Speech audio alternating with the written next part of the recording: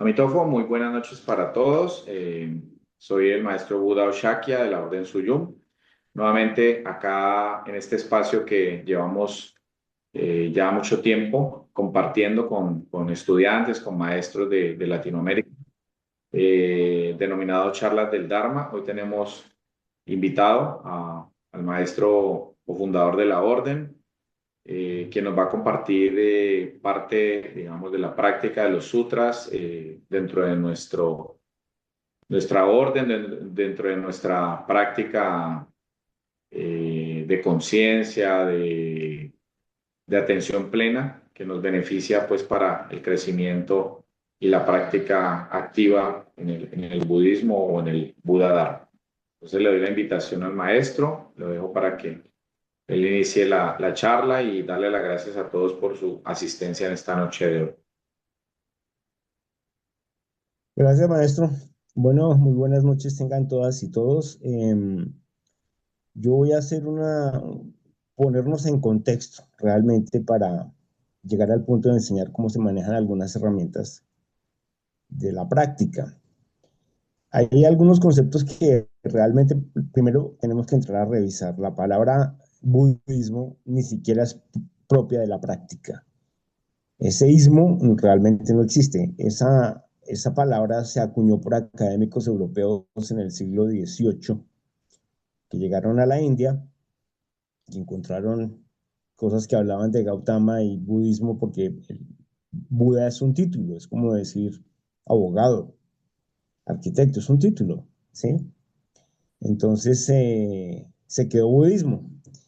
Y si tenemos que tener presente que las comunicaciones siempre han sido muy complejas, realmente a las diferentes zonas del planeta llegaron fue fragmentos de la propuesta original. Nunca llegó la propuesta completa, llegaron fue fragmentos y normalmente esos fragmentos se yuxtapusieron o se superpusieron con lo que culturalmente ya estaba en la zona, ¿sí? Por dar un ejemplo cualquiera, el tema de la reencarnación, de la transmigración de las escuelas tibetanas es propio de la religión Bon. Eso no tiene nada que ver con la propuesta original de Gautama. Simple y sencillamente, pues allá cayó como anillo al dedo, porque pues la situación en el Tíbet, ¿cuál era? De 10 monásticos, de 10 hombres en edad de producir, en un ambiente geográfico tan difícil, 7 eran monásticos que no hacían absolutamente nada, básicamente eran parásitos sociales, y a los otros 3 les tocaba reventar para la manutención material de todos los días. Entonces, pues si hay un labriego que pues está trabajando de sol a sol y yo le digo que no te preocupes, que en tu próxima vida seguramente vas a nacer como lama, pues eso le daba alguna especie de paliativo psicológico para que siguiera sosteniéndome. ¿Sí? Esa era una situación así. En Japón, realmente la propuesta la reclutó el servicio militar samurái y todavía no se licencia. Esos son dos ejemplos clásicos que es bueno tenerlos presentes. Por eso, siempre aquí en la orden se ha dicho que nosotros partimos desde una base epistémica neutra. Cuando uno va a estudiar un texto un texto serio, ¿sí? De un área del conocimiento humano seria, porque todo es producto cultural humano, no hay nada que no sea producto cultural humano. Uno primero que hace, uno va a los libros que el autor publicó. Si no puede encontrar los libros que él publicó, entonces la segunda opción son los que de pronto no publicó, pero revisó. Y la tercera opción, pues es lo que ni publicó ni revisó, o sea, el chisme. A nosotros con el tema de Gautama, pues lamentablemente nos toca con el chisme, porque los primeros escritos, las primeras eh, registros de los folios y registros fundacionales, creo que son como 400, me corrigen si me equivoco, ya no me acuerdo muy bien, como 450 años después de la muerte del maestro fundador. Entonces, una persona que quiera realmente entender esta propuesta, sin importar la escuela, puede ser, empezó en una escuela Zen, en la escuela tibetana, yo pasé por las dos, tengo ordenación en las dos, en la Soto Zen, en una escuela de budismo tibetano igualmente, pero uno tiene que buscar la información que a uno le están dando previa a qué información había, o sea, coger el hilo conductor y volverse a ver a dónde llega uno, o sea, la causa raíz. Pues inevitablemente uno llega al Canon Pali. A mucha gente no le gusta. Aquí se trata es de encontrar conocimiento. No se trata de ponerse una camiseta de fútbol y decir yo soy de tal escuela, yo soy de tal otra, esta es mejor, esta es peor. No. Es llegar, ¿sí? Porque somos una comunidad, somos una mente colectiva, la especie humana. Que uno llega al Canon Pali. Y cuando ya llega al Canon Pali, pues le toca estudiar las tres canastas y buscar el patrón de análisis que aparece en todos los discursos que están ahí condensados. Incluso encuentra discursos que se contradicen unos a otros, que se cree pues no son de la propuesta original porque distan mucho de lo que se está expresando. Uno cuando llega y hace ese análisis, ¿qué es lo que encuentra? Encuentra unos patrones que dan unas líneas de pensamiento muy claras. Todos ustedes ya las conocen. Están las famosas cuatro nobles verdades, sino entender el sistema de análisis que las desarrolló para poderlas desarrollar uno, actualizadas en su vida cotidiana como latinoamericano en medio de los problemas y de la sociedad en la que estamos. La ley de la condicionalidad, la ley del origen dependiente, la lógica de las cuatro esquinas y tal vez el primer manual de pensamiento crítico, racional y ordenado, que es el Sutta Kalamas, que creo que es de 2000, también me corrigen si me equivoco, 2133 años, algo así, antes que naciera René Descartes. Esa es la realidad. Entonces uno tiene que llegar y coger con esas mismas herramientas y abordar el canon Pali. No hay necesidad ni de importar herramientas de pensamiento ajenas. Con las mismas del canon Pali uno lo aborda, se cae el porcentaje enorme, pero lo que queda realmente es oro sólido. Ahora, uno tiene que mirar qué es lo que hace. Hay una herramienta, ¿para qué sirve? ¿Qué es lo que hace? Realmente las herramientas cognitivas que están ahí condensadas lo que hacen es una psicología hindú muy antigua, básicamente, que lo que hace es brindar la posibilidad de que la persona se autogestione, de que la persona administre su mente al momento del impacto sensorial, porque todo es información. Nosotros estamos procesando información todo el tiempo. La información que entra a través de la puerta de los ojos, del olfato, de los oídos, del gusto, que se convierte en señales eléctricas que el cerebro interpreta y dependiendo de nuestra cultura las contrasta y nos ponemos contentos, alegres o no. ¿Sí? Eso, así funciona básicamente. Entonces cuando uno llega y encuentra el canon Pali, encuentra cosas muy concretas. Yo les recomiendo mucho, yo lo publiqué hoy en el chat de la orden, el gran discurso de los fundamentos de la atención, el Maha Satipatthana Sutta, ¿sí? Eh, si ustedes lo leen y alguien les preguntara si el budismo, utilizando la palabra occidental que yo evito usarla, es una religión o no, pues uno tiene que mirar qué hace, cómo lo hace, qué características tiene, a ver si entra dentro de ese conjunto. Cuando nosotros analizamos el conjunto de religiones, todas, básicamente todas ofrecen salvación. Todas ofrecen algo de supervivencia después de la muerte física. Todas se centran en un yo individual que se salva. Pues resulta que cuando uno analiza la propuesta de Gautama, eso no existe porque uno de los principios rectores, me parece el más importante, más hoy por hoy, de la propuesta de Gautama es el no yo. Porque en eso Gautama era muy concreto. Yo como tal, el maestro Yen, no existo. ¿Yo qué soy? Materia, sensación, percepción, formaciones mentales y conciencia. Y soy producto de la información que estoy consumiendo. Si el día de mañana me meto a un club de skin hunt y me pongo a leer Mein Kampf de Adolfo Hitler, pues ya no me tengo que rapar más, me vuelvo neonazi. Esa es la información con la que yo estoy trabajando. Entonces, esto hay que tenerlo muy, muy claro porque si no, sucede el fenómeno como alguna vez me pasó en Medellín de alguien que quería que yo le bendijera una malita de las que se utilizan de los juguetes del Dharma.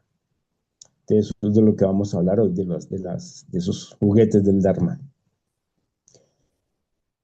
Uno lo primero que tiene que evaluar para que esta práctica le sea eficiente, es que uno tiene que ser consciente de las cosas que lo determinan. Si uno no es consciente de las cosas que lo determinan, empieza a construir sobre la base que tiene. Es como construir un edificio sin haber hecho estudio de suelos. Y casos hemos tenido eh, una experiencia y hay que aprender de eso. Alguna vez a la orden llegó un señor con una memoria impresionante, un señor de Costa Rica, buena gente el hombre, en el fondo.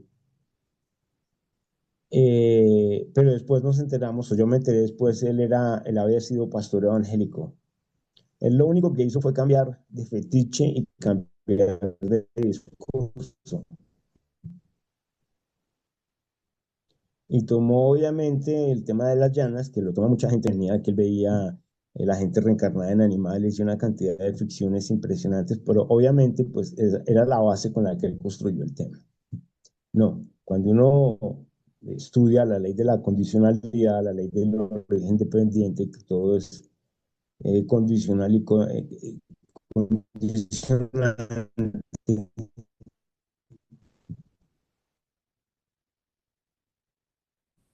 pues entiende que nada aparece de la nada y no hay nada eterno. Realmente la filosofía de Gautama con la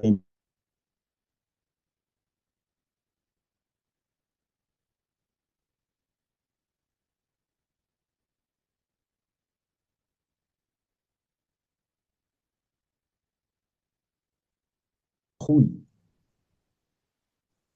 cuando esta orden nació en la China, la idea de Fahui era insertar monásticos laica. Eso es muy difícil para el monástico que está en ese plan. El embajador de la filosofía de Gautama en medio de un ambiente completamente laico y que no tiene nada que ver realmente con los lineamientos que nosotros tratamos de desarrollar. Porque pues, sí, yo hice vida monástica un tiempo y realmente eso es muy, muy fácil. Pues hay un horario muy rígido, ocupando porque no tienes dinero para el mercado, no te estás preocupando porque no te dieron el trabajo que estabas buscando, porque te toca salir a vender tu fuerza de trabajo para poder comer o si no te mueres de hambre. Esa situación no se da en un monasterio. Entonces, lo primero que nosotros tenemos que hacer como practicantes honestos es identificar la sociedad en la que nosotros nos desarrollamos, de la que nosotros venimos. Nosotros somos tan machistas como es machista la sociedad en la que nacimos. Nosotros somos hablando un poquito a lo mexicano, tan pendejos como es pendeja la sociedad en la que nosotros nacimos. Nosotros somos tan mágicos religiosos como mágicos religiosa es la sociedad en la que nacimos. Entonces, cuando uno analiza la práctica, que no tiene nada que ver con eso, pues obviamente uno entra en choque, entra en contravía y todo el tiempo está nadando en contra de la corriente. Porque el perfil psicológico de una persona que nace dentro de una sociedad hija del mercado, de una sociedad capitalista, requiere de una individualidad súper exacerbada porque si no, simple y sencillamente no sobrevive. Ya nosotros nos determinan esas relaciones sociales y esas relaciones sociales están determinadas es por el intercambio comercial. Entonces nosotros no tratamos a nadie a menos que hayamos hecho una evaluación ganancia-pérdida, costo-beneficio. Esa es la realidad. Esa es la realidad. Entonces, ¿yo en qué me beneficio o en qué no me voy a beneficiar? Hay que volver a empezar a entender que los demás son personas, son seres humanos, son de nuestra propia especie y hay que empezar a desarrollar esa compasión y benevolencia. Yo alguna vez les explicaba que si uno quiere desarrollar esa compasión y benevolencia hay que ponerle rostro a la gente que uno ve en la calle abandonada. El señor adulto mayor que está vendiendo bonais o está vendiendo cualquier trapitos, cualquier cosa para conseguir el almuerzo del día. Hombre, pongámosle la cara de nuestro hermano, de nuestro papá, de un hijo. Si vemos un niño en la calle lavando las ventanas de un carro, pongámosle la cara de un hijo. Eso a generar una sensibilidad base que necesitamos para esta práctica, porque si no simplemente la tomamos como algo más para acaparar y alimentar el yo precioso nuestro. No, uno tiene que empezar a deshacerse de ese yo precioso. Piensa uno que el universo gravita en torno a uno. No, nosotros somos un producto más de la naturaleza, un producto más de la evolución. Y en la propuesta de Gautama, de pronto si alguien que no está familiarizado con esto piensa, ¿hay una segunda vida? Sí, existen dos vidas, pero la segunda vida comienza es cuando uno es consciente de que no existe sino esta. Esto es un duelo de un tiro. Entonces, cuando nosotros leemos las directrices, este Sutta vuelvo, lo recomiendo mucho, de la Fundamentos de la Atención. Aquí les voy a leer algo muy, muy corto, porque este es el poder del practicante, a saber, liberación de la satisfacción e insatisfacción, poder soportar el deleite y desagrado y dejar, ojo con esto, y dejar de poner lo irreal y dejar de quitar lo real. O sea, la realidad objetiva hay que verla tal cual. Y eso es muy duro para la mayoría de las personas. Uno tiene que abrazar la realidad objetiva como tal y entenderla. Ese es el primer paso, porque si no, todos estos juguetes que les voy a mostrar, pues tampoco sirven. Como se trata de cambiar la fijación de la creencia, ¿sí? Se trata de cambiar las unidades de información que yo tengo para contrastar la realidad, pues tengo que hacer una serie de ejercicios porque esa realidad no sé, uno no puede cambiar una unidad de información por nada, hay que cambiarla por otra cosa.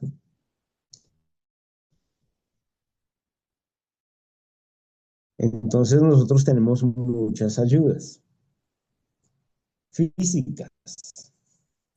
Esta es una, ¿sí? Aquí está la malita de las 108 cuentas. ¿Esto básicamente qué es? Esto es madera. Son humano objetivado acá. Algún obrero, me imagino que esto es de China, en la China la fabricó.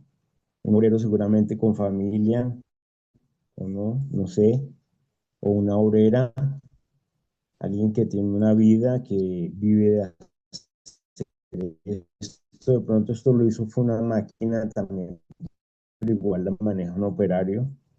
Es trabajo humano, ¿sí? Entonces, ¿qué pasa? El Buda aquí nos dice respecto a los agregados que nosotros tenemos, o sea, la materia, la sensación, la percepción, las formaciones mentales y la bicicleta. Yo puedo hablar de una bicicleta, pero si la cojo y la desarmo y pongo en el piso todas las piezas y le pregunto a alguien dónde está la bicicleta, no está.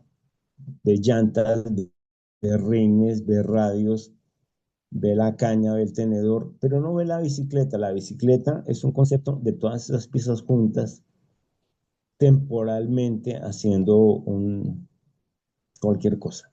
Es la misma situación nuestra. Entonces, Gautama, ¿qué es lo que nos dice? Que nosotros tenemos que referirnos a eso como realmente es. ¿Y cómo es? Si no es lógico, esto no es mío, esto no soy yo, esto no es mi persona. Entonces, pues eso va muy en contravía de lo que culturalmente nos han enseñado todo el tiempo. Entonces, cuando uno al momento del impacto sensorial si tiene un problema muy fuerte, si está entrando de pronto en una situación depresiva porque los pensamientos,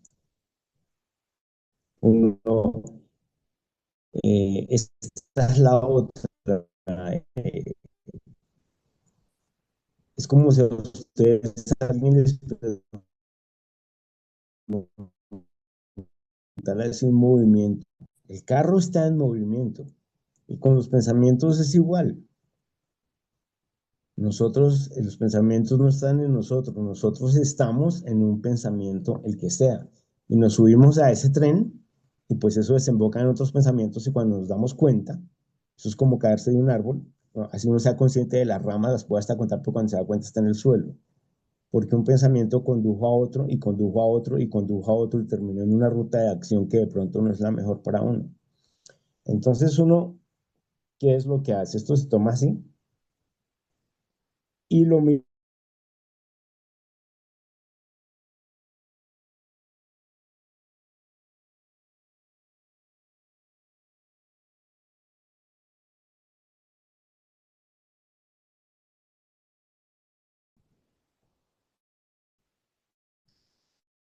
Maestro, qué pena, se está cortando como la señal. Parece ahí que tiene como la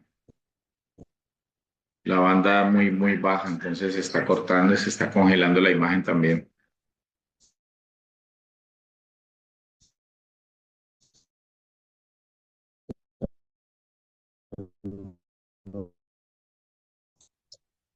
Ese es uno de los juguetes, pero si ustedes miran, todo está diseñado, es única y exclusivamente para que uno se enganche en la realidad del momento. Otro juguete que es muy de la tradición Sotosen, no sé si en los monasterios Rinzai, que creo que también ya se extinguieron, y nosotros realmente somos Rinzai, son estos maderitos. Estos maderitos son de 4 por 4, y creo que estos son 20 centímetros, esa es la medida estándar. Entonces es para que la persona cuando se despierte por la mañana y tome conciencia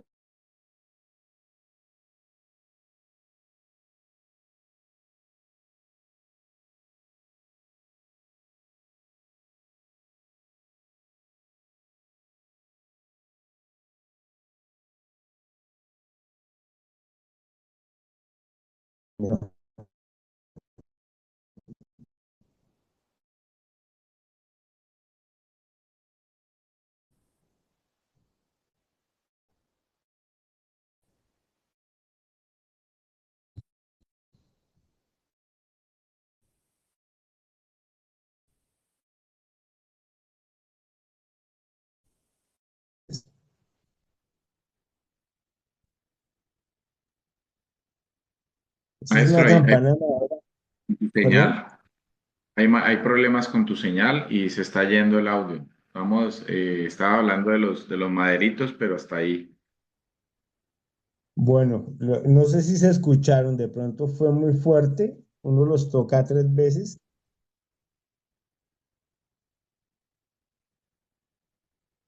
y eso es como una señal que le indica a uno que empezó en la práctica, porque la práctica es la vida cotidiana, la práctica es lo que uno está o no haciendo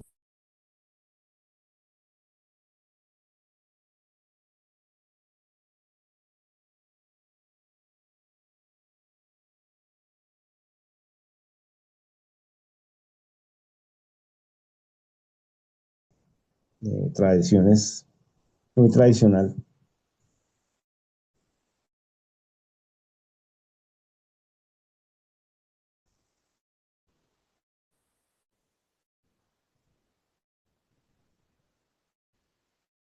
Este,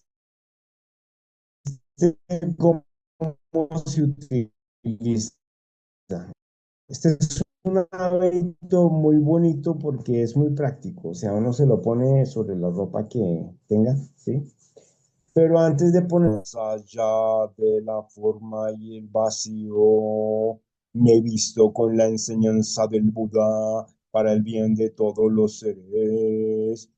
Repite eso 3 veces. Si ustedes escucharon la letra, lo están aterrizando. Me he visto con la enseñanza del Buda. No le pido al Buda. Me he visto con la enseñanza del Buda. Cuando el Buda murió no dejó seguidores, no dejó un papa, dejó fue la enseñanza. El otro que recomiendo mucho, venga, amor,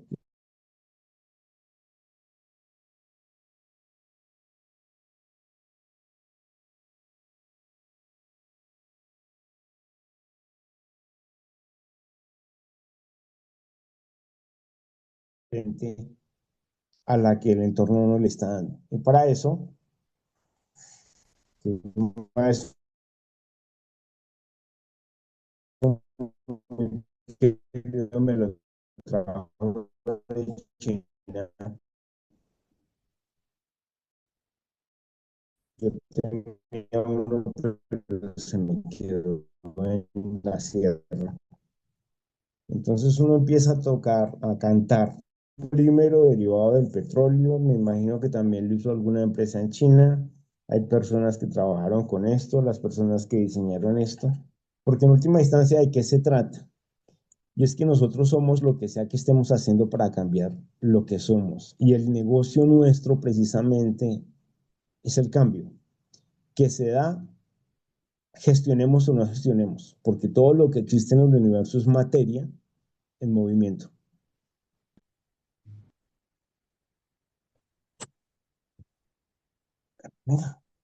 Entonces, todo absolutamente, y cuando se hace vida monástica, todo el día está diseñado para que uno tenga atención plena y esté consciente y esté viviendo a bordo de sí mismo. ¿Sí me están escuchando? Sí, maestro. Sí. Es que no veo aquí. Incluso el tema de afeitarse la cabeza. Tradicionalmente se suele decir que, primero que nada, el cabello cuando uno se lo quita, le quita el formato al rostro. Volvemos al tema del no yo, ¿sí? Que es clavísimo trabajarlo. Pero también cuando uno tiene la cabeza afeitada y está bajo un ataque al momento del impacto sensorial, el que sea, es bueno uno pasarse la mano y sentir la cabeza afeitada para recordar quién es. No importa si uno está inserto en la vida cotidiana, en la vida laica, pero uno tiene que recordar quién es y tiene que ser fiel a esa línea y eso tiene sus altos y sus bajos. Uno no es monástico, entendiendo monástico como practicante al 100% todo el tiempo, porque eso no funciona así. Incluso en un monasterio hay gente que le da mucho mal genio en un monasterio. Yo tuve un compañero que era mecha corta y estaba en un monasterio todo el tiempo. Estábamos haciendo vida monástica en el monasterio, sé que tenía Reita de Mort, no sé si eso exista todavía. Entonces, las herramientas del Dharma realmente son muy sencillas, son divertidas, ¿sí?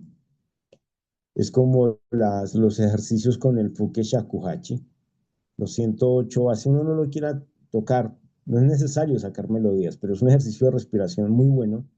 Son 108 eh, toques que se hacen en Raw. Y el shakuhachi realmente lo que hace es mostrarle a uno cómo está uno y realmente es así. Cuando uno está estresado o uno está con ansiedad, eso no suena, ¿sí? Pues básicamente era eso, porque el tema es muy sencillo. Esto es una práctica. Esto no es tanto de marco teórico, sino de entender los lineamientos básicos y ponerlos todos los días en práctica, hacer un feedback de si uno los está aplicando o no, si uno realmente se está empoderando del tema o no. Y pues tratar todos los días de dejar de ser un poquito de consumo y ser operador, porque pues lamentablemente y operadores nada más. No sé si alguien tenga alguna pregunta.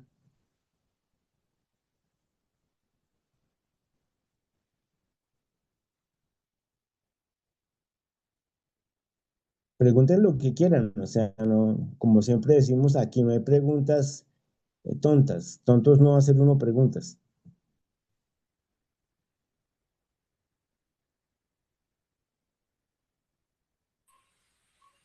Muchas De gracias, pronto los maestro, alumnos nuevos, darnos a conocer pues estos elementos que hacen parte de la práctica, que realmente son utensilios simples, pero pues lo importante es como la función que cumplen, ¿no? Con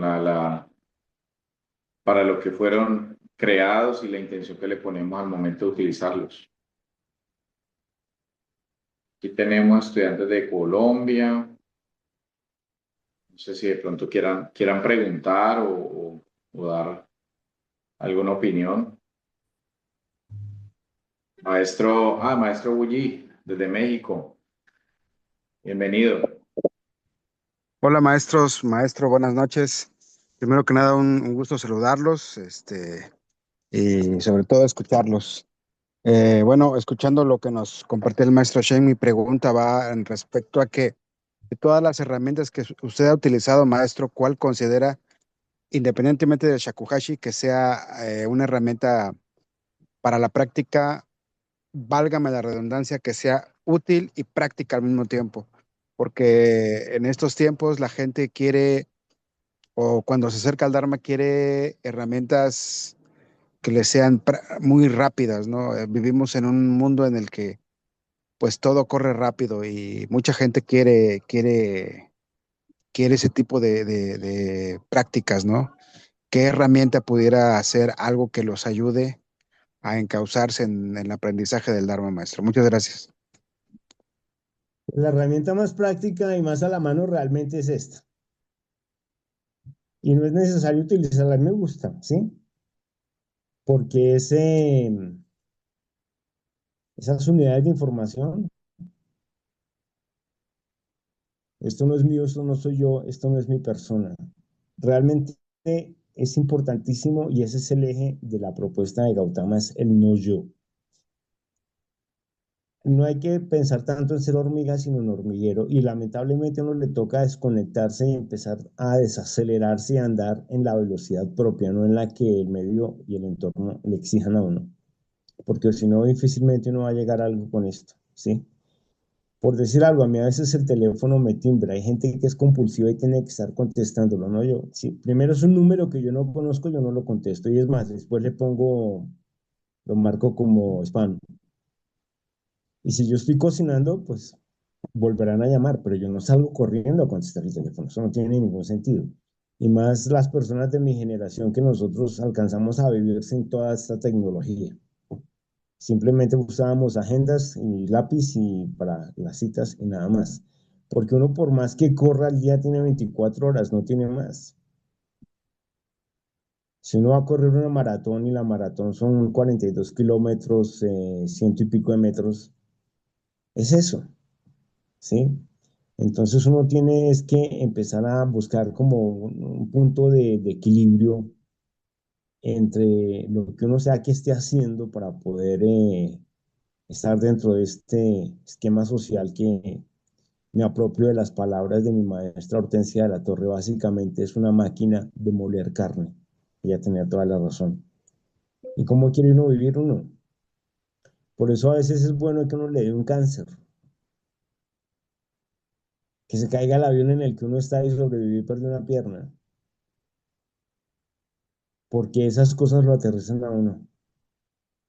Si a todos los que estamos acá, voy a ser bien trágico, alguno fuera al médico, mañana le dijeran, usted tiene cáncer en el páncreas y se va a morir en 16 días. Como dicen en México, ya le vale madres, al otro día ya le vale madres, él ya no se va a poner a contestar el teléfono corriendo y todo lo que lo estresaba se va a dar cuenta que había podido dejarlo en la caneca de la basura igual de rápido. Si de pronto sin perder la eficiencia que el sistema le está exigiendo. Uno tiene que ser un poquito revolucionario en cuanto a que uno tiene que empezar a eh, ir en contravía del sistema, ir en contravía, porque esto es tóxico, realmente es tóxico, la gente se vuelve tóxica. Y los dharmas mundanos, ¿sí? Ganancia, pérdida, costo-beneficio, honor, deshonor, felicidad, miseria, lamentablemente son los que imperan y son los que nos promueven para que simple y sencillamente, y aquí me apropio de unas palabras de mi maestro Rey Morto, nos comamos un cerro y dejemos atrás, nos comamos, perdón, nos comamos un supermercado y dejemos atrás un cerro de mierda. En la filosofía estoica hay cuatro principios rectores: la sabiduría, la temperancia, que es muy importante. La temperancia es básicamente estar consciente de lo que sea que uno esté haciendo, estar evaluando las decisiones que sea que uno esté tomando, qué objeto tiene, qué consecuencia trae. Sabiduría, temperancia, justicia y coraje. La justicia tiene mucho que ver con principios éticos, hay que formarse en ética. Y coraje, porque realmente hoy por hoy vivir casi que es una decisión de coraje,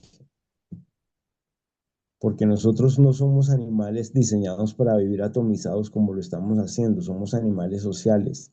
Y sin embargo, por ejemplo, Bogotá es una ciudad, ya creo que hay unos 11 millones de habitantes, pero aquí la gente se suicida por soledad. Uno no sabe quién es el vecino. Y todos pensamos en salvarnos cada uno individualmente. Hay unas abejas en Japón creo que es en Japón, que hay unos avispones que las buscan y acaban con las colmenas. Tres avispones pueden acabar con una colmena de 20.000 abejas fácilmente. Y cuando el avispón encuentra una colmena, ellas la dejan entrar. Y cuando está dentro le caen las abejas soldados, las guerreras. Muchas lo rodean y empiezan a agitar las alas y literalmente lo cocinan vivo, lo matan, no lo pueden dejar salir porque si no él trae más avispones. Muchas mueren, pero esas abejas no están pensando en su supervivencia personal, están pensando es en la colmena. El día que nosotros dejemos de lado el yo y empecemos a vivir en función del no yo, vamos a empezar a ver al otro como un miembro de nuestra misma especie y vamos a entender que nuestros enemigos reales son el hambre, son la guerra, son la injusticia general que este sistema genera y no el vecino porque tiene un acento diferente, tiene una bandera diferente o tiene unos eh, hábitos espirituales diferentes. Otro también Porque, es la ignorancia, es uno de los más grandes, ¿no? Señor, La ignorancia. la ignorancia lamentablemente es el arma de manipulación masiva más eficiente que ha existido. Y este sistema la promueve muchísimo, muchísimo. Por eso uno tiene que no darle miedo a decir no entendí, no sé, no tengo ni idea de eso, no tengo los elementos.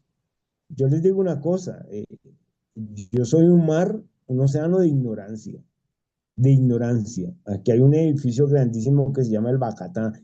Si yo lo llenara con papelitos de todo lo que no sé, me faltaría espacio. Y creo que fue Einstein el que lo dijo, todos somos ignorantes, solo que ignoramos diferentes cosas. Pero como estamos tan imbuidos del yo, entonces, por ejemplo, un fenómeno que se da en Colombia, aquí hay 50 millones de médicos, 50 millones de ingenieros, 50 millones de arquitectos. Si alguna vez han tenido la experiencia de estar en una reunión de copropietarios, todo el mundo se las sabe todas, saben más medicina que el médico, saben más arquitectura que el que hizo el edificio. Eso es una enfermedad. El yo realmente es una enfermedad. Y cuando yo pienso lamentablemente las religiones tradicionales lo promueven mucho, ¿no? Uno escucha hablar la oración de un pentecostal y Dios mío, papá lindo, dame gracias, Señor, o sea, no joda, hay 8.000 millones de personas en el planeta, pero hay un Dios que está pendiente de mí, me cuida. No, o sea, o volvemos al esquema de intencionalidad colectiva o simplemente esta especie se extinguió. Que yo a veces pienso que yo si viera un meteorito, yo salgo y le hago señales para que aterrice bien, ¿sí? Y nos va a borrar. Sí, O cuando los extraterrestres ven las campañas políticas que hay hoy en día en Colombia, dicen, sí, no, mejor no vamos allá. sí, no, no. Entonces eso es terrible y por eso la gente tiene tantos problemas psicológicos, porque es que eh, para que se den una idea, nosotros desde que existimos como especie en el planeta, pasemos eso a centímetros. Nosotros manejamos el comunismo primitivo durante 99 centímetros. El último centímetro es este, cuando nació el origen de la familia, la propiedad privada y el Estado, me perdonan lo grosero, esto se putió, porque todos empezamos a pensar fue en nuestra propia beneficio, no el del otro. Y eso así no funcionaba. Si nosotros íbamos a cazar un mamut, teníamos que ponernos de acuerdo 20 porque uno solo no podía cazar el mamut, teníamos que tumbar el mamut y fuera de eso teníamos que alguien hacer un anillo de seguridad alrededor si no llegaba un dientes de sable y nos quitaba el mamut o nos mataba. Entonces, nosotros somos un animal muy débil, nosotros tenemos la capacidad de generar artilugios, el pensamiento abstracto que es el que nos vacila y nos mama gallo nos hace que terminemos en una clínica psiquiátrica porque estamos pensando en cosas que nunca van a pasar y armamos películas horrendas. Me acordé de algo que sucedió a un compañero, yo hice alguna vez una labor humanitaria en la cárcel de Bellavista en Bello, en Antioquia, durante 18 meses. Yo me la pasaba 14 horas diarias en el patio cuarto de Bellavista. que al final incluso estaba diciendo que si me dejaban quedar en una celda porque yo andaba muy cansado y salir de Bellavista a la 80 con Colombia todos los días, pues perdía horas de sueño. Entonces, a mí me hubieran dado una celda, yo creo que iba a aprovechar y me quedaba allá. Un compañero, esto es una lección muy buena, póngale atención. Un compañero de Boyacá llegó y pues conoció una paisa y pues ustedes saben que las paisas son muy, muy queridas, o sea, se hacen querer rapidísimo, ¿no? Se enamoró de la paisa y habían quedado un fin de semana de verse y estar el fin de semana juntos, porque él descansaba el lunes festivo, entonces él estaba emocionado porque iba a estar con su paisita viernes, sábado, domingo y lunes. Salimos de la cárcel el viernes y empezó a llamarla y ya no contestaba. Él vivía conmigo porque ambos estábamos en el mismo apartamento. Yo vi todo el proceso. Él no contestaba. Se acostó ya de mal genio el viernes. El sábado madrugó a llamarle y tampoco contestaba. Se iba a buzón de voz. Y este man empezó a maquinar, a maquinar. El sábado por la noche ya estaba que mataba y comía el muerto. El domingo estaba histérico. Se enfermó. Se inventó una película, no, mejor dicho, ya la vieja era lo peor del planeta, lo engañó. El lunes, terrible. Lo cierto fue que la chica apareció el miércoles y lo que pasó que fue que una abuelita que vivía en una vereda cerca de Medellín se enfermó y a ella le tocó ir de urgencias a llevar a la abuelita a la clínica y acompañarle y se le descargó el celular y no podía comunicarse con él. Nada que ver con la película que el hombre se inventó, pero la película que él se inventó para él era real, le generó cortisol, le generó estrés, se puso violento, o sea, a mí me pareció increíble.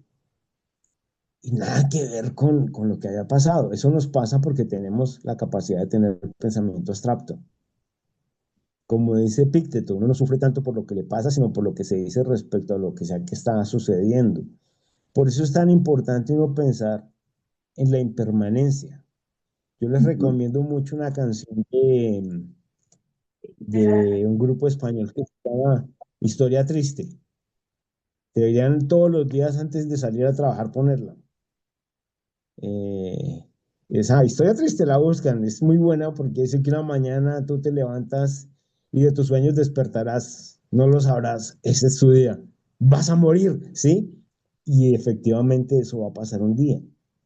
Las parejas que, por ejemplo, están casados y pelean mucho, hombre, pónganse a pensar que un día uno de los dos no va a estar y el otro se va a quedar muy triste. Entonces, ¿dónde queda ese cuento de estar peleando? Ese Y es, lo ese es triste es realmente bastante complejo porque muchas veces, sí, muchas relaciones se dañan precisamente por eso, ¿no? Como por presuponer, por inventar, por crear todo ese tipo de fantasías y a veces la realidad es otra. Entonces, eso genera mucho conflicto, demasiado. Y se deja yo de al vivir compañero. por estar allí anclado en todos sus pensamientos y muchas veces son pura fantasía. Yo al compañero le decía lo concreto que es, que no le contesta el teléfono, hermano, pero usted no sabe por qué. Yo le decía eso, yo le decía, usted, lo único concreto es que no le contesta el teléfono, usted no sabe más, no se ponga a añadirle a la realidad. Ujú. La realidad objetiva es el mejor maestro. Nosotros tenemos que siempre asumir la realidad objetiva y cuando dejamos de lado el yo, ya incluso no nos da miedo cambiar de opinión. No nos da miedo cambiar de opinión. Entonces uno ya a veces le toca cambiar de opinión y asumir la realidad de las cosas. De las cosas que están pasando aquí en América Latina, yo desde ayer estaba en intercambio con personas muy cercanas al proceso venezolano Sí, y pues a mí me dolió, pero la realidad es que Venezuela cayó, Venezuela otra vez es una colonia de los Estados Unidos. Esa es la realidad. Es como cuando uno juega ajedrez, uno tiene que ver la realidad y hacer inventario y entender perdí. O si no ha perdido todavía, mirar, hombre, como que estoy jugando re pésimo, ¿yo qué voy a hacer, sí? La crítica y la autocrítica son herramientas muy buenas en la práctica de Gautama, muy buenas. De ahí que él dijera no crean en nada ni en nadie. Suta calamas. Verifiquen por experiencia real directa qué objeto tiene, qué consecuencia trae. Pero nosotros somos tan compulsivos porque lamentablemente nos hemos vuelto farmacodependientes emocionales y nos vamos todos los días a buscar las situaciones que generan la emoción a la cual somos adictos. Entonces ahí es cuando uno saca esto y empieza uno a aterrizarse. Esto no es mío, esto no soy yo, esto no es mi persona, esto no es mío. Y ese impacto sensorial no va a estar todo el tiempo y si yo estoy cambiando mi dinámica mental por una información diferente, pues voy a poder manejar un poquito mejor la situación. No sé si tienen otra pregunta. ¿Alguna pregunta de las chicas o algún comentario, algo que de pronto de lo que ustedes experimentan en la práctica cada vez que podemos también sentarnos a reflexionar sobre algún tema para que puedan aportar también desde su experiencia? La maestra Georgina de México. Sí, gracias, maestro.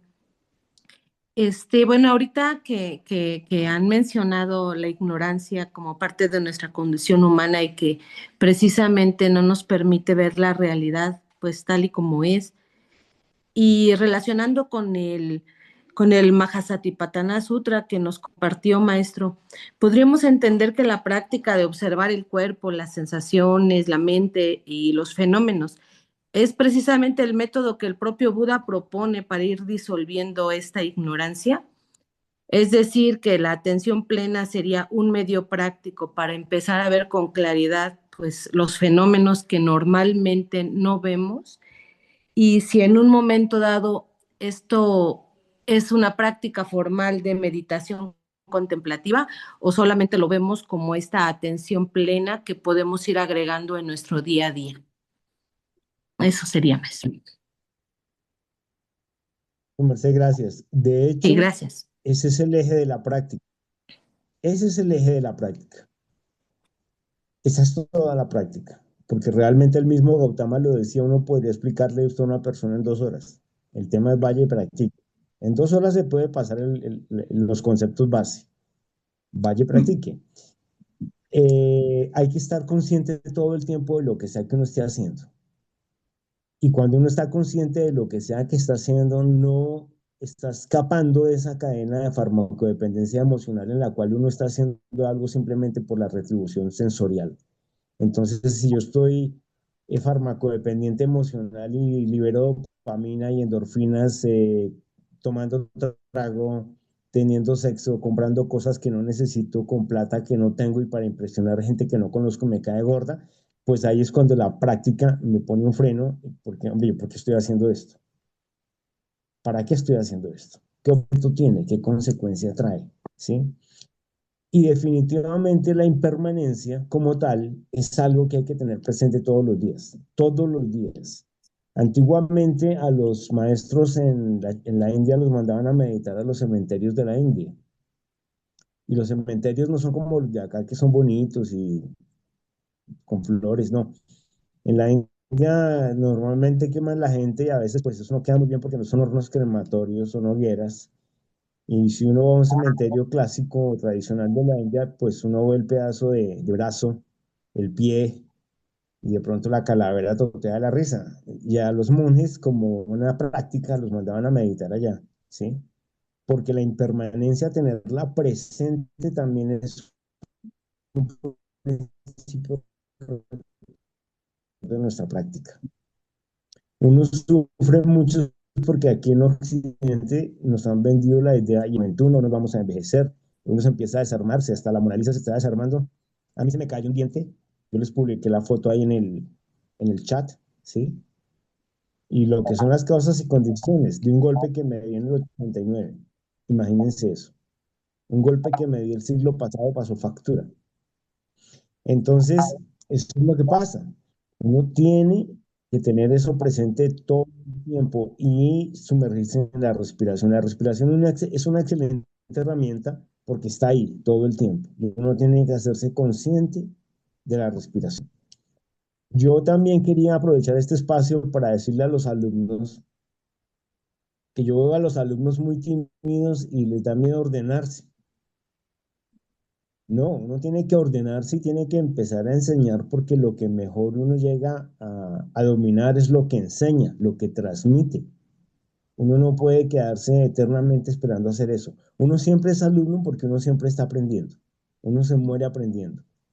Pero es importantísimo que las personas que están estudiando con nosotros no les dé miedo. Ordénense y asuman su responsabilidad de ser monásticos.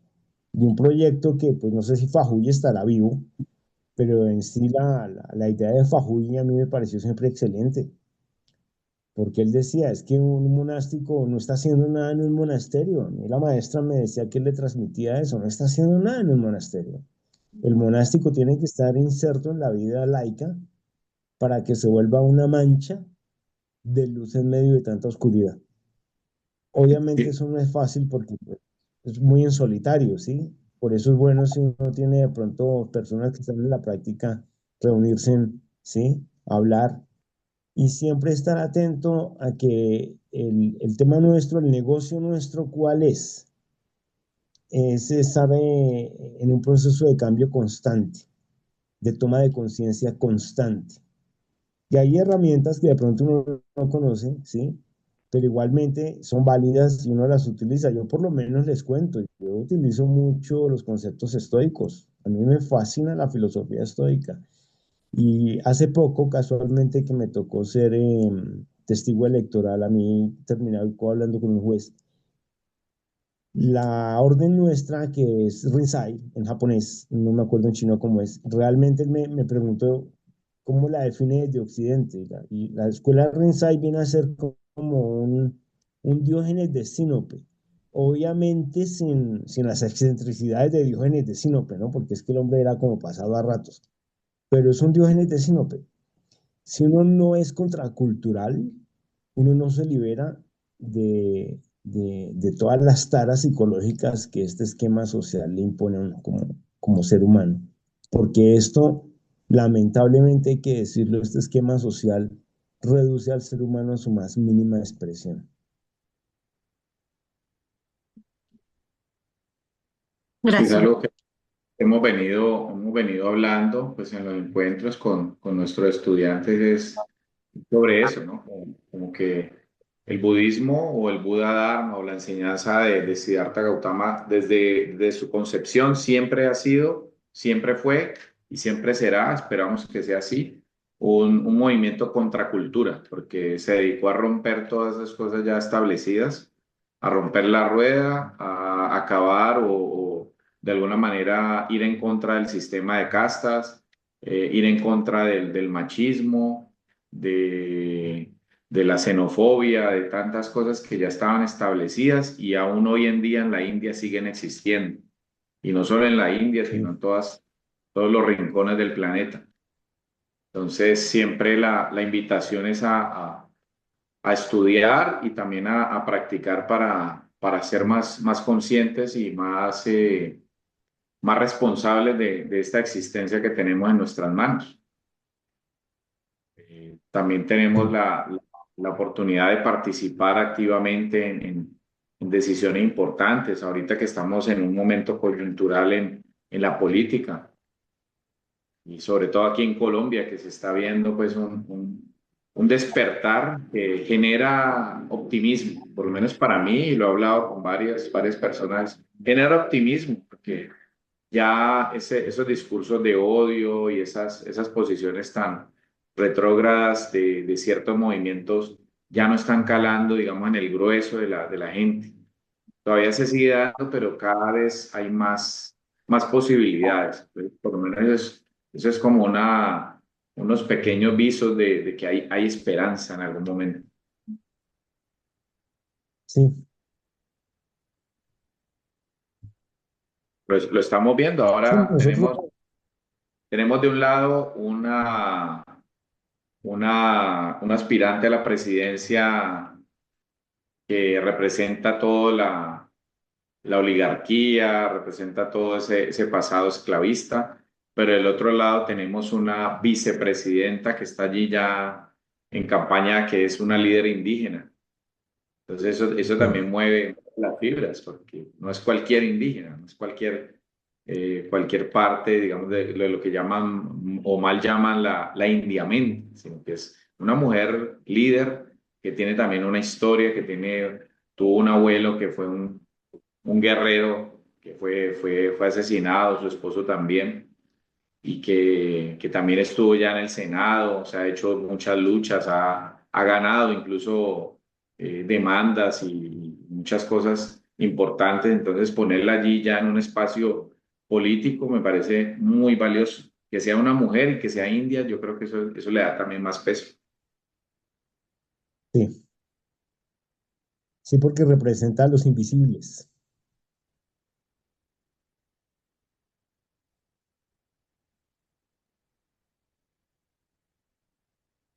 No sé Pues si yo los hay invito a que hagan estos juguetes. Son bonitos y son bonitos. Aunque pues realmente si uno lo mira estético, no sé si ustedes conocen los rosarios musulmanes, son hermosos, sí, son muy. hermosos. Yo creo que los más bonitos son los musulmanes.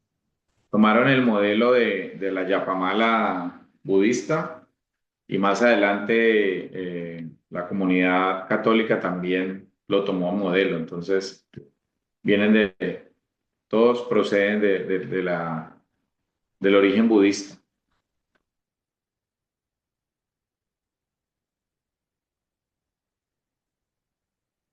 No sé Y si se haya consiguen por internet, todo esto se consigue por internet.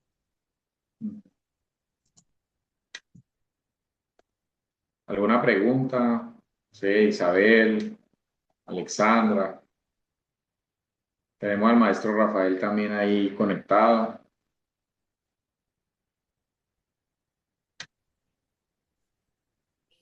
Bueno, muchas gracias. La verdad he estado como muy atenta tomando apuntes. Hola Pues, Isa, casi no se escucha. no se ahora sí me escuchan mejor. Sí, ahora sí. Ok, muchísimas gracias. Pues primero que todo les estaba dando las gracias por este encuentro. La verdad, he estado muy juiciosa como tomando apuntes. Soy muy ignorante en en esta comunidad. De hecho, creo que soy de las más nuevas aquí. Sin embargo, pues la verdad me quedan muchas dudas acerca de la implementación y el significado de lo que el maestro llama juguetes, pues porque también hubo como ahí unos errores de conexión. Sin embargo, pues la mente a veces inquieta que he estado trabajando en aplacarla un poco, pues ya estuvo ahí metiéndose en internet mientras que hablaban, buscando algunas respuestas, pero básicamente es como eso, ¿no? Sí me llama mucho la atención porque digamos que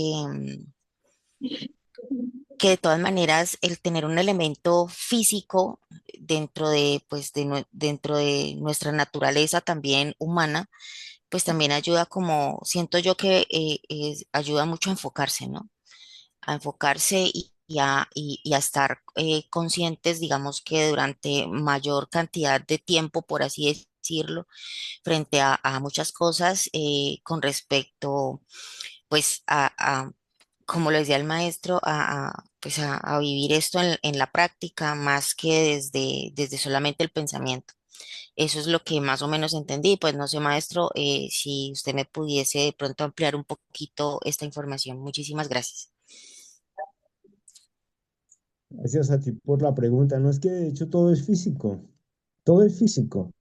Los pensamientos que tú tienes son conexiones neuronales, son respuestas químicas y eléctricas de tu cerebro. Todo es físico. No hay nada que esté por encima de las leyes de la física y de la química. Pero en cuanto sí, por ejemplo, esto, ¿sí? Yo lo usé muchísimo, recién comencé en la práctica hace como 20 años o más, yo creo.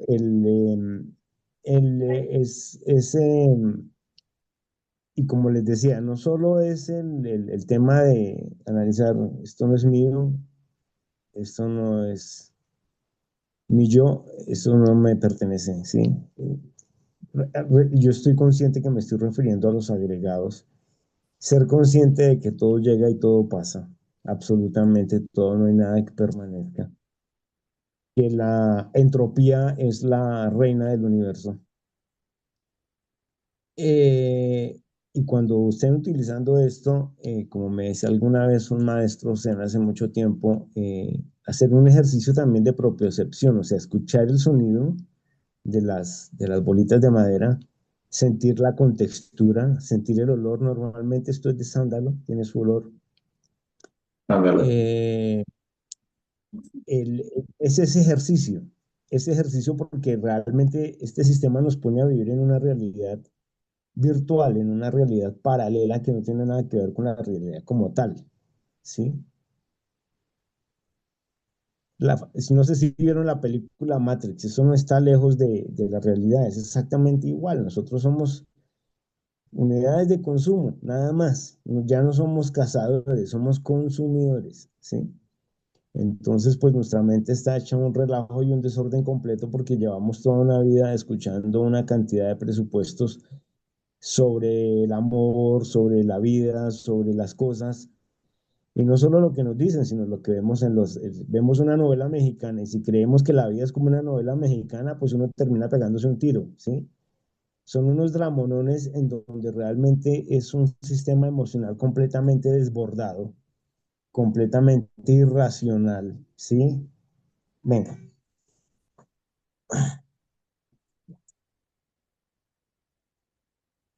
Está el Este está maestro. también de amarillo.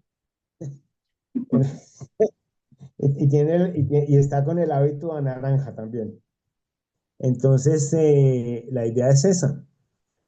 Y yo sí los invito mucho al tema de la meditación. Todos los días saquen, aunque sea 5 minutos, para meditar en la impermanencia. Si pueden irse en un fin de semana a un cementerio a caminar entre las tumbas, a ver las fechas de las personas que están ahí enterradas y se pongan a pensar en toda la cantidad de musarañas que tienen en la cabeza, en todo lo que se allá de las profundas y oscuras tinieblas de sus cerebros o del cerebro de uno, y ahora simplemente son osamentas.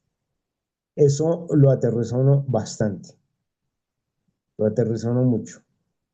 Esta meditación del cementerio yo la trabajé mucho tiempo, a mí me la recomendaron mucho, fue en una escuela tibetana que hay aquí en Bogotá y es muy buena uno irse y mirar las lápidas, mirar las fechas, pensar que todas esas personas tuvieron amores, desamores, angustias y en qué quedó todo, en qué quedó todo. Entonces es un sinsentido dejar que un fenómeno como la existencia, que es algo tan extraño en el universo, ¿sí? Por lo menos una existencia en función al carbono, puede que haya vidas en función a otro elemento de la tabla periódica, es difícil que se dé. Entonces, lamentablemente nosotros desperdiciamos mucho tiempo en nuestra existencia. Maestro, que quedó ahí a la mitad. Entonces, para ir llegando a la conclusión. Pues realmente lo que les digo, en mi experiencia realmente lo que más me ha servido a mí es tener la impermanencia presente todo el tiempo, todo el tiempo, todo el tiempo. Y por ejemplo, en el caso del maestro Bulli, que es personal de sanidad, él nos lleva una ventaja enorme en esto porque me imagino que él ve morir gente todas las semanas. Y uno se sale de esa cápsula en la que uno cree que es eterno y resulta que no. Y hoy estoy hablando con ustedes y de pronto esta noche me da un ictus o me da cualquier cosa y mañana pues ya el maestro ya no está.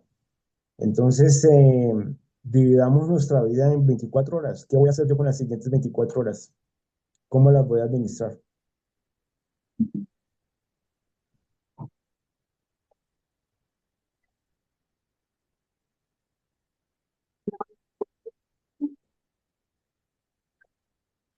Bueno, Bolsonaro, ¿sí? Aló. Afuera de la chimera, ahí está. Ajá.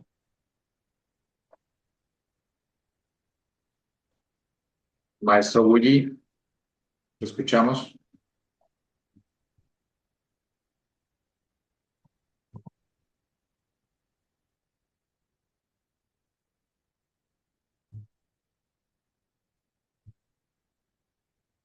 Bueno, no, maestro, pues agradecerle este espacio nuevamente por compartirnos pues su conocimiento y también este tipo de herramientas que algunos de pronto conocemos, utilizamos, y hay otros que de pronto todavía no han tenido la oportunidad, pero siempre es importante tenerlo como referencia, como elemento que nos puede ayudar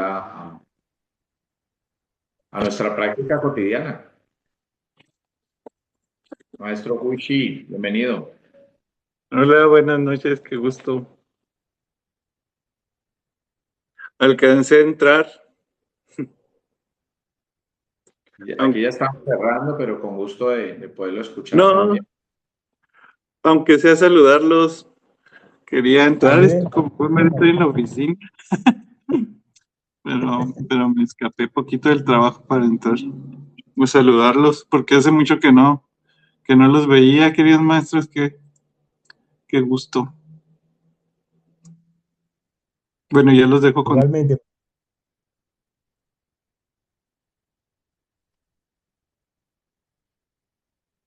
No sé, maestro, algo más que quiera